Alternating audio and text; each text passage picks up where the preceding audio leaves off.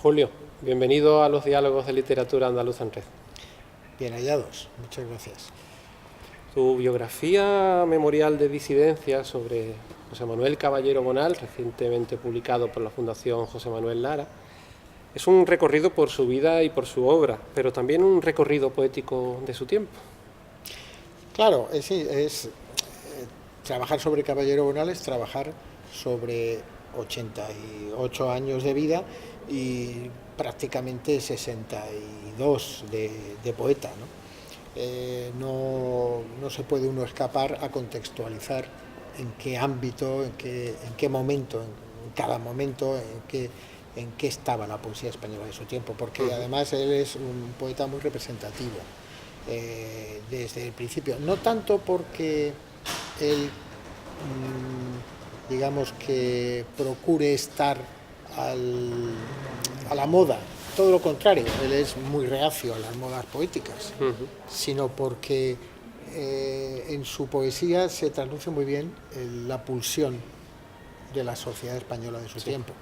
Lo mismo es una poesía muy existencial en el primer momento, muy influida por Alexandre, muy influida por Cernuda, con gran admiración por Vallejo, por Blas de Otero, y luego, claro, va evolucionando de una manera muy notable y en cada momento, a través de la obra de Caballero Bonal, se puede estudiar muy bien cómo era la poesía española de ese momento. ¿Cuándo se produce su primer acercamiento a la figura de Pepe Caballero Bonal? Bueno, yo conozco a Caballero Bonal desde hace muchísimos años. Yo era casi un recién licenciado en filología y él era ya un poeta, un escritor muy estimado, en los años 70, en Santander, con motivo de una visita suya a la Universidad Internacional Menéndez Pelayo. Y por razones familiares lo conocí, pero realmente no volví a tener un contacto directo hasta que yo me vine a Andalucía y trabajé en la gestión cultural como director del Centro Generación del 27 de Málaga, luego como coordinador general del Centro Andaluz de las Letras, y ahí empezamos a tener una relación mucho más frecuente y bueno, llegué a entender que me pareció que Pepe Caballero no tenía el libro que merecía, el gran libro de estudios sobre la vida y la obra de Caballero Bonal, y con una cierta osadía intenté escribirlo yo. La crítica, me parece, en Babelia la semana pasada o en el Cultural, no recuerdo bien, decía que era un pormenorizado repaso en datos. Claro, es que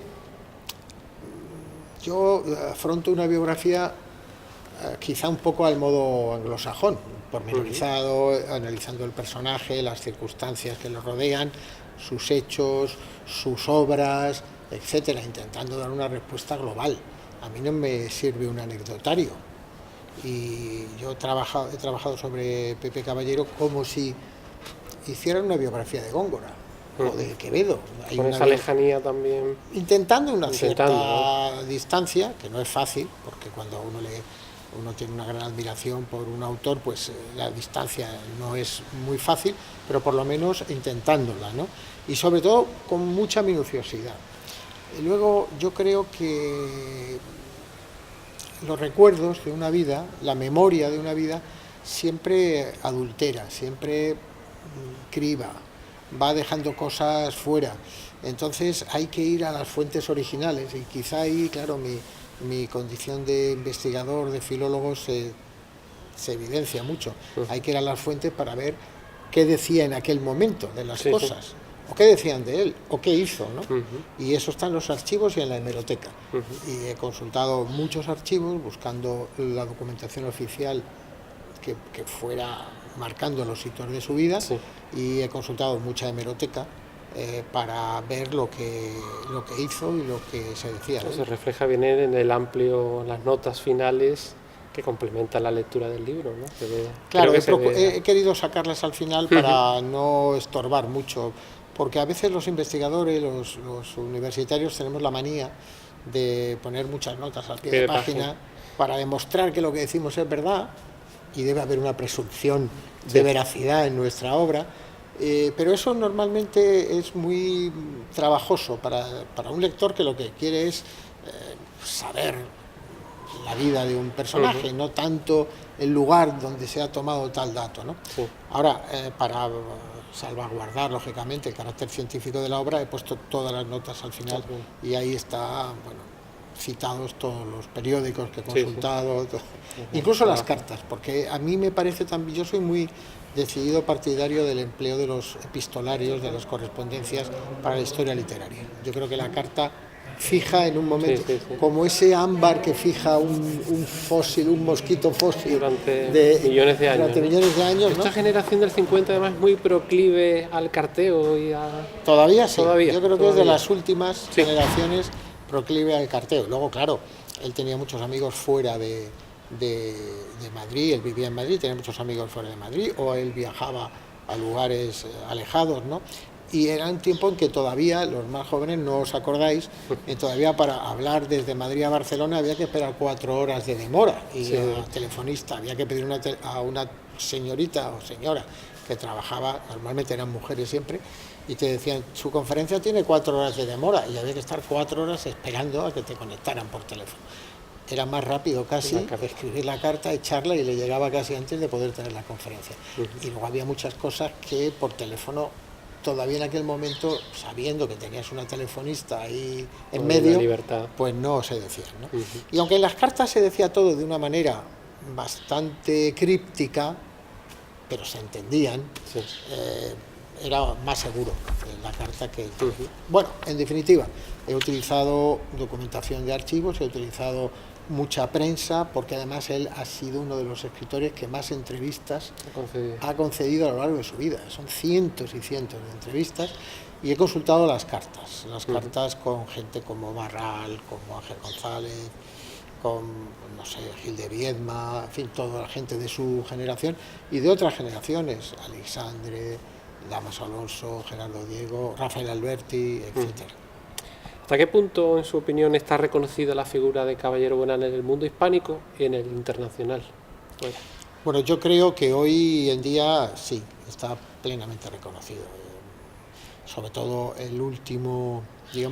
los últimos 20 años de su vida han sido de una plenitud creadora que han hecho que desde luego sea una figura indiscutible en el canon de la literatura contemporánea en el ámbito hispánico. En otros ámbitos también, porque desde muy pronto ha sido muy traducido. Las novelas de Caballero Bonal, más que la poesía, sobre todo las novelas, han sido muy traducidas a ámbitos como el inglés, el francés, pero también el rumano, el polaco, el checoslovaco, etcétera, ¿no? Bueno, yo creo que es una de nuestras figuras más relevantes. Y el Cervantes lo corrobora, ¿no? Claro, el Cervantes viene a reconocer con mucho retraso, a mi modo de ver, ese papel relevante en nuestras letras. ¿Qué es lo que más le ha sorprendido positivamente de Bonal tras escribir la biografía? Pues me ha sorprendido mucho su capacidad de trabajo y su incesante actividad, hasta edades muy avanzadas. Es decir, todavía con 70 y tantos años, me sorprendía mucho documentar el que en una semana podía haber estado en 4 o 5 ciudades diferentes haciendo actividades distintas. Leyendo su poesía, participando en mesas redondas, dando conferencias, debates políticos, presentaciones de libros, etcétera. Bueno, yo creo que si se sumaran, que no lo he hecho, mira, eso me falta, los kilómetros recorridos, la verdad es que sería una cantidad de unas distancias enormes a lo largo de su vida. Insisto que hasta edades muy avanzadas. No solo ha trabajado mucho en su obra literaria, libros de poemas, novelas, artículos, de lector sobre libros o columnas periodísticas, sino que además ha trabajado como productor discográfico, como editor, en fin, ha estado toda su vida trabajando. Él dice, a propósito de mi biografía, que le disgusta mucho comprobar lo mucho que ha trabajado, ¿no? Con esa ironía con que él siempre habla sobre sí mismo. ¿Y negativamente? ¿Qué has podido ver? Bueno, negativamente sí, también. Caballero Bonal tiene un punto de irritabilidad verdaderamente sorprendente en una figura de su altura intelectual. Él ha sido muy peleón, pero muy peleón de pelearse. Físicamente, incluso. Físicamente. Se ha pegado en muchas ocasiones en su vida, él lo reconoce. Y eso siempre sorprende negativamente, ¿no? Ha sido un hombre que él confiesa que tiene una especie de línea roja de la irascibilidad, traspasada la cual, sobre todo si la cantidad de alcohol ingerida previamente era elevada, que le lleva a la pelea física, y se ha peleado en Cádiz, se ha peleado en América, en Madrid, en fin, en diversos lugares. Tiene alguna huella de esas peleas, porque aquí en Cádiz en una ocasión salió con una herida de arma blanca, que muchos años después esa cicatriz le dio algún problema y tuvieron que volver a operarle para en fin, eliminar las posibles consecuencias graves de que esa cicatriz se había degenerado, ¿no?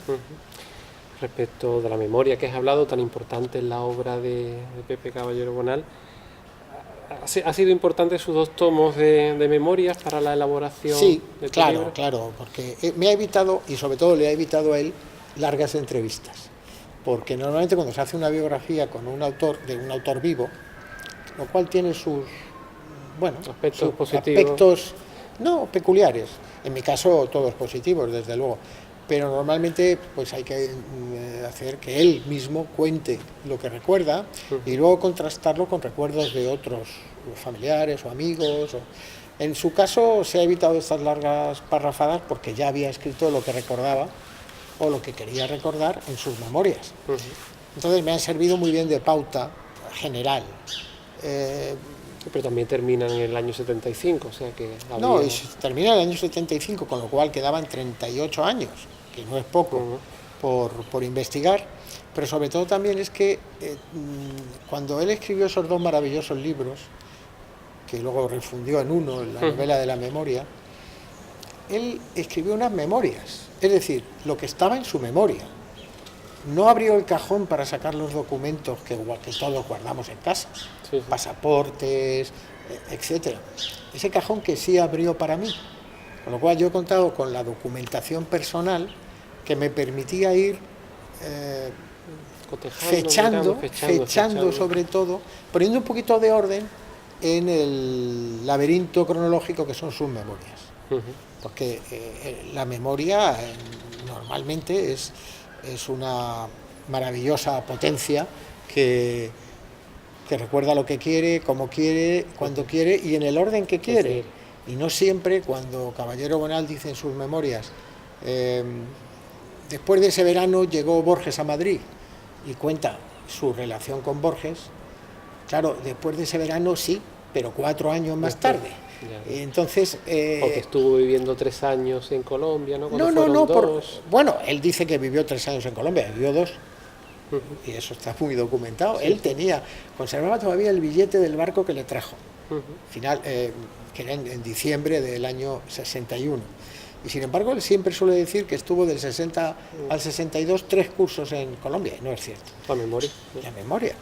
Claro, para un libro de memorias no es importante, un libro además de esa altura literaria, no es importante si Borges realmente llegó justo después de aquel verano, pero para una biografía sí, porque hay que ir poniendo un poquito de orden en la cronología.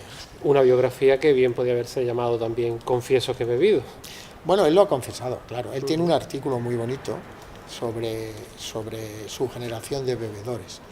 Él explica muy bien que beber de una manera con cierta desmesura, por decirlo, no incontroladamente, pero sí con cierta desmesura, era una forma de protesta contra la realidad social y sobre todo la realidad política.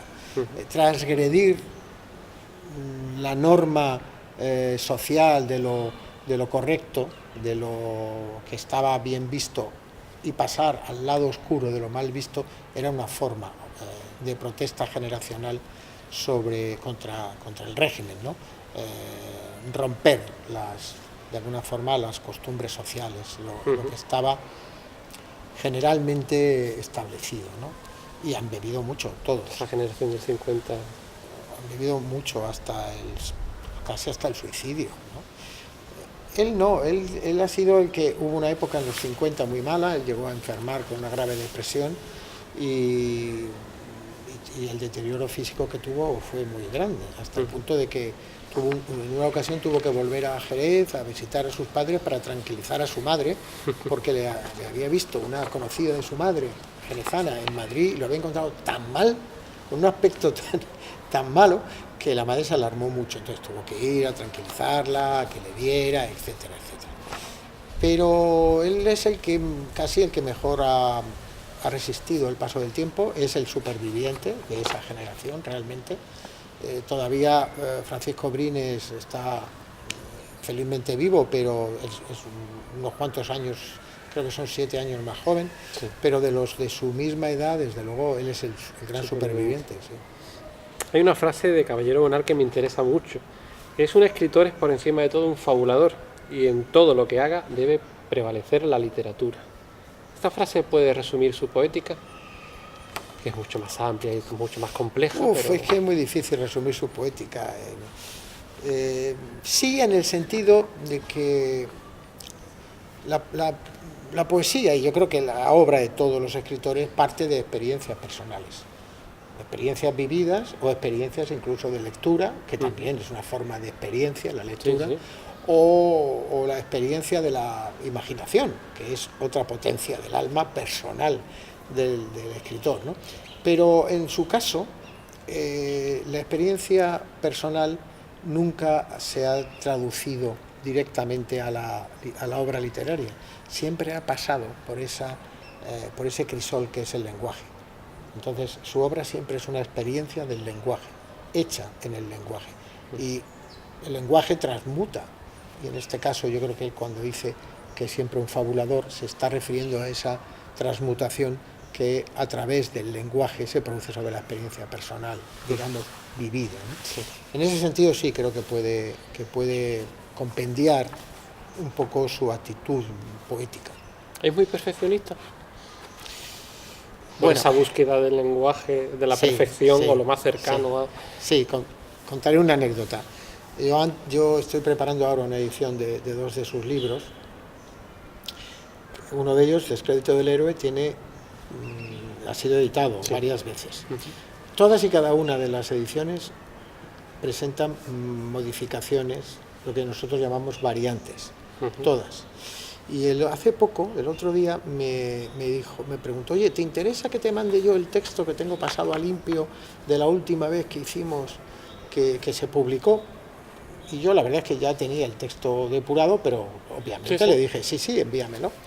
Cuando me envió por correo electrónico el texto, me decía, he aprovechado para revisarlo.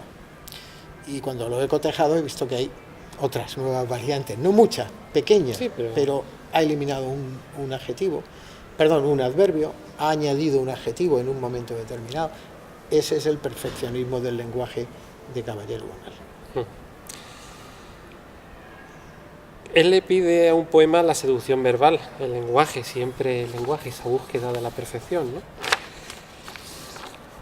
En estos 3 poemarios magníficos últimos que ha escrito después de los 80 años, ¿llega ya a la perfección? A ser una poesía entre guerras, el último, a ser la obra cumbre. No, porque como acabo de decirte, él sigue corrigiéndose. No.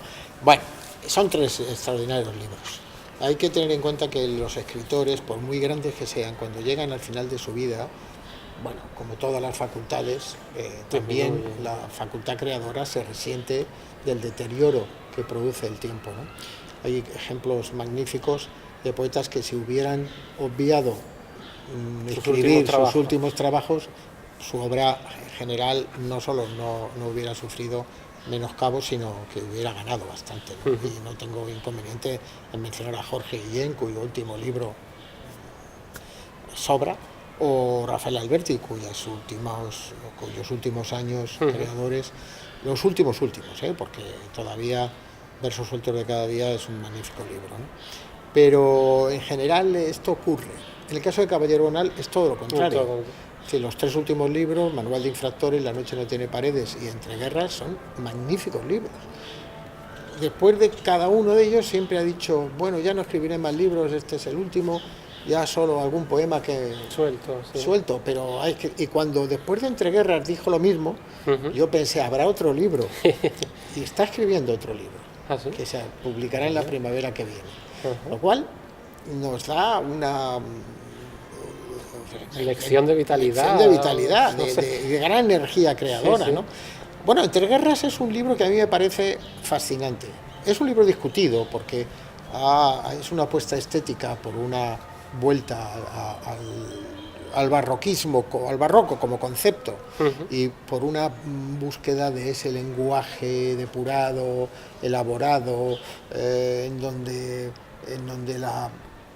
buscar el adjetivo exacto que le venga mejor a esa palabra para significar lo que él quiere significar. Ese es un clarísimo empeño constructivo del libro. Y hay otras corrientes poéticas bastante instaladas en la poética y en la crítica actual que creen que ese es un ejercicio innecesario, excesivamente redundante. Bueno, es un libro discutido, a mí me parece magnífico y me parece un libro necesario en el que él demuestra esa gran capacidad de poeta y de creador, ¿no? Y alguien muy importante también en la historia del flamenco. Claro, a él no le gusta que le llamen... que últimamente no se habla tanto de esa vertiente, pero... A él no le gusta que le llamen flamencólogo, es una palabra que no le gusta, porque en general a él, y tiene sentido por su concepción del flamenco, él se fue distanciando un tanto, que no se desentendió, él siempre dice distanciado pero no desentendido, cuando el flamenco empezó a institucionalizarse, cuando las peñas de flamenco se institucionalizaron y hubo asociación de peñas, federación de peñas, congreso mundial de peñas, cuando el flamenco empezó a ser estudiado en la universidad, cuando, digamos, se estamentalizó y se oficializó. Él siempre ha sido muy partidario del flamenco como expresión genuina, auténtica y pura, no contaminada con otros, con lo que significa que no evolucione. Él es defensor de la evolución del flamenco, pero no de su institucionalización, ¿no? Ahora bien, claro, en la historia del flamenco el nombre de Caballero Bonal es un nombre absolutamente decisivo, porque la labor que él hizo como investigador de campo, trabajo de campo sobre el más puro flamenco que quedaba en el año 64, 65, 66, consiguió recuperar, rescatar, preservar la pureza del flamenco, que es la que han conocido las nuevas generaciones a través de su archivo del cante flamenco. A mí me gusta poner la comparación de que, igual que don Ramón Benítez Pidal consiguió recuperar, rescatar y fijar la tradición de los romances españoles a principios del siglo XX, él hizo lo mismo con el flamenco. Se conocen los cantes en diversas variedades, en su pureza, gracias a la labor de Caballero Bonal, ayudado por un equipo de técnicos y de amigos, entre ellos Fernando Quiñones o José María Velázquez Gastelu. Sí, fueron in situ a los pueblos, a las casas a las ventas, la choza casi en lo alto del monte a grabar con unos medios absolutamente, de los años 60, una caseta de pilas, un equipo que había que empalmar a la bombilla del techo, que era la única fuente de electricidad que había en ese momento, ¿no? Sí. Entonces, en esas condiciones tan precarias, la labor de recuperación y de preservación de esa pureza de un arte tan magnífico y genuino como es el flamenco, es una labor absolutamente decisiva. Su obra como novelista es escasa, pero muy significativa en lo que se refiere a literatura social, además con una clara voluntad de autorreferencial. Claro, yo creo que en su obra narrativa hay dos hitos fundamentales. 2 días de septiembre, que a mí me parece que es una obra que sigue vigente, sigue teniendo capacidad de interesar a un lector actual, pues está muy bien escrita y porque narra muy bien los acontecimientos de la huelga en el mundo de las bodegas de Jerez. Y Ágata Ojo de Gato, que es una extraordinaria incursión en en la naturaleza y en la forma en que la naturaleza se defiende de los ataques exteriores, ¿no?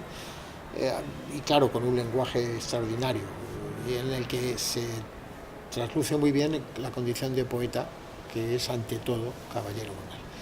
Las otras obras son, a mi juicio, de menor alcance, pero esas dos obras yo creo que perdurarán en un canon de la novela española contemporánea sin ninguna dificultad. El compromiso del escritor de Pepe Caballero Bonal con la sociedad, ¿no? Siempre. Sí, su obra en su obra desde el principio se refleja ese compromiso. En el primer libro, en Las adivinaciones, escrita publicada en el año 52 y donde todavía un momento en que todavía no podemos hablar de realismo social ni de poesía social, que es un poquito después. Sí, los cantos iberos de Celaya son del 55, Pido la paz y la palabra de Blas de Otero son del 55. Pues bien, en ese libro, Las adivinaciones, escrito en el 51, ya hay un par de poemas que miran no hacia adentro, sino hacia afuera, miran a la realidad circundante, ¿no? Hay uno que se llama Mendigo, sobre un personaje que él conoció, que era lo que hoy llamaríamos un sin techo, ¿no? Un vagabundo, un mendigo, sí, que ayudaba a su madre en el jardín por un plato de sopa o una cosa así. Y Domingo, donde también se habla de una mujer que costurera, en fin, con muchas dificultades, que tiene que ganarse la vida de una manera. Y son miradas a un entorno social de absoluta penuria, de miseria, ¿no? Bueno, esos dos aldabonazos que algún crítico de la época ya dijeron que eran algo diferente, que reflejaban una conciencia social por parte del poeta, en su primer libro son las primeras manifestaciones de compromiso con la sociedad. Sí. Desde entonces no ha dejado de haber obra poética o narrativa donde no aparezca ese compromiso. Porque y en lo personal, es un rebelde, además. Claro, y en lo personal él siempre ha sido un rebelde contra el poder. Siempre ha sabido que siempre ha sentido una especie de obligación de oponerse a los poderosos por su misma condición de serlo, porque no son poderosos más que, sino a costa de elevarse pisando a los menesterosos, a los que no tienen forma de defenderse por sí mismos, ¿no? Y su voz siempre ha estado en pro de esta gente que necesita esa defensa. ¿Y qué nos puede decir de su devoción por ese espacio sagrado que es el coto de Doñana, ¿no? O ese territorio mítico argónida? Bueno, hay quien dice que el territorio mítico de todo escritor es la infancia. La patria del escritor siempre es la infancia, ¿no? Bueno, en el caso de Caballero Bonal, esa Doñana es el territorio mítico de la infancia, y es la infancia. Él siempre cuenta que, no siempre, no lo ha contado mucho, pero sí, tampoco lo ha ocultado, que su experiencia de Doñana parte de una excursión, siendo niño, con su familia, sus hermanos, sus tíos, etcétera, etcétera, y en el que él, jugando a explorar, como todos los niños, pues se perdió, tuvo una insolación y buscando un tesoro tuvo una percepción diferente de la realidad a través de la insolación. Eso se convierte en esa búsqueda del tesoro por parte del normando, en la novela, y de esa transmutación mítica del territorio de Doñana. Para él Doñana es, creo, la materialización, la localización de un paraíso que es el de lo virgen, el de lo no contaminado, el de la naturaleza esencial, prístina. Y claro, tiene una importancia en su narrativa, en esa novela, pero no solo en esa novela, también desde luego en Campo de Agramante, la última novela, y también en su obra poética aparecen varios poemas dedicados a Doñana. ¿A qué le tiene miedo Pepe Caballero Bonal? Yo creo que eso hay que preguntárselo a él, pero yo creo, en fin, me da la impresión de que tiene miedo, siempre ha tenido miedo a la vejez, pero no por por coquetería de ser más o menos viejo, sino porque la vejez se traduzca en el deterioro irreversible de la capacidad de pensar, de escribir, de fabular. Es decir, a lo que le ha dedicado toda su vida, ¿no? Claro, un momento en que físicamente el deterioro físico se convirtiera en un deterioro de lo que es la personalidad en su conjunto, y por tanto en un menoscabo grande de la dignidad. Porque Caballero Bonal es un escritor para el que la dignidad de la persona es fundamental. Después de todo lo hablado hasta ahora, ¿por qué debemos leer a José Manuel Caballero Bonal? Porque lo pasaremos muy bien. Muy bien. Yo creo que es la mejor razón para leer un libro. Julio, muchas gracias. A ti, Daniel, encantado.